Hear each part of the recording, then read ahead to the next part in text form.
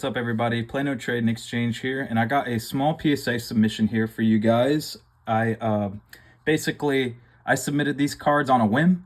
PSA was in town at the Dallas Card Show, so I thought, well, okay, I have these cards available that I wanted to grade. I might as well send them now. And so I actually had two submissions within that weekend, and this was the latter half of that lot. So let's go ahead and jump right into it. So first, got a Summon Skull. That's a very clean 9.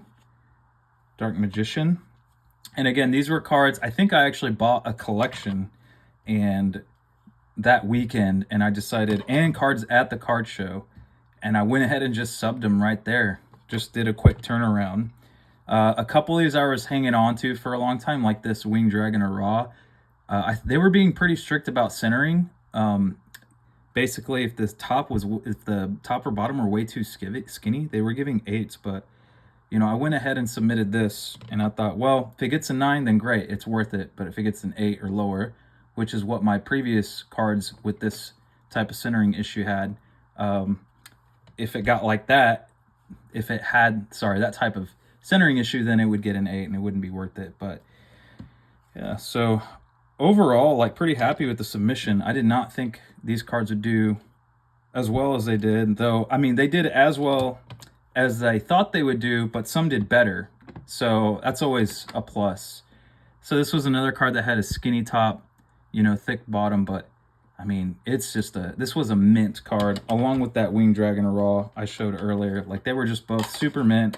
I was selling them raw, and nobody was jumping on them, so I thought, well, might as well sub them to see if they get a 9. And then that would add a bit of a premium to them, and it worked out. So I think, you know, before, PSA wasn't as strict about centering. Like, this one, I had a similar Gate Guardian that I got an 8, and I thought that was so not right, because, I mean, it was so clean, front and back. That's on the case. But yeah, the centering, to get an 8 because of that, like, I thought that was whack, especially if it's top to bottom. You know, left to right, okay, that makes sense a little bit. But top to bottom, come on. Like, you got to give it at least a 9. And so they did. This was a really minty Change of Heart.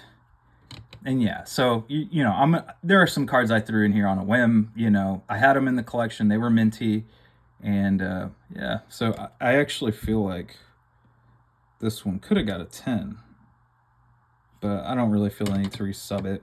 A lot of these are actually pretty much sold already, so I would say, I think half of them are. So if you have any questions about them, just message me. But I will say, off the top of my head, this is sold, this sold, this is available, this sold, this is sold, this is available, sold, sold, sold, that's still here. Oh, that's actually available too. I threw this in with this bundled lot. Oh man, that sucks. There's a scratch on the case. I don't know why this got an 8. This was a super clean card. I'm a little disappointed by that. I believe this is sold, and this is also sold.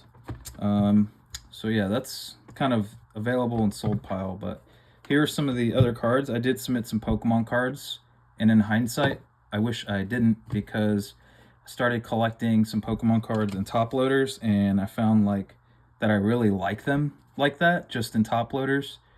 This one was really messed up, as you can see. And I mean, they're in PSA slabs. I might sell them, might not. I don't know. These are all super iconic cards, but we'll see. And now for the 10s. I didn't get a ton, but the ones that I did get a 10 in pack a big punch. So first, we've got the Tin Cyber Dragon, beautiful card. Yeah, I feel like I've subbed about 5 or 6 of these and finally got a 10 in one of them. And this is still available, as well as these Pokemon cards. And then I got an Asian English. This is a reverse secret rare. I mean, I think they're all like this.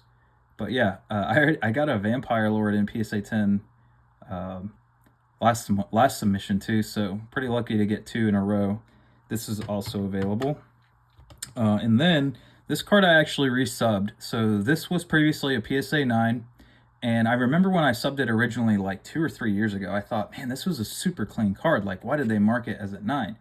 So I resubbed it, and it got a 10. So yeah, you just, if you know your cards well enough and you kind of understand PSA's process and what they look for, it can be possible to pull off 10s in resubbing cards. Such as this one. This card I cannot find the label for. It is a resub. I got a 10. So admittedly, it's not the best 10, but pretty stoked about it. This is still available as well. I don't know what I'm going to do with it quite yet. So we'll see. But yeah, I have a lot of these available if you want to reach out. And that's about it. I've got another sub coming here in about a month or so. Sorry, it's been a long time since I've uploaded.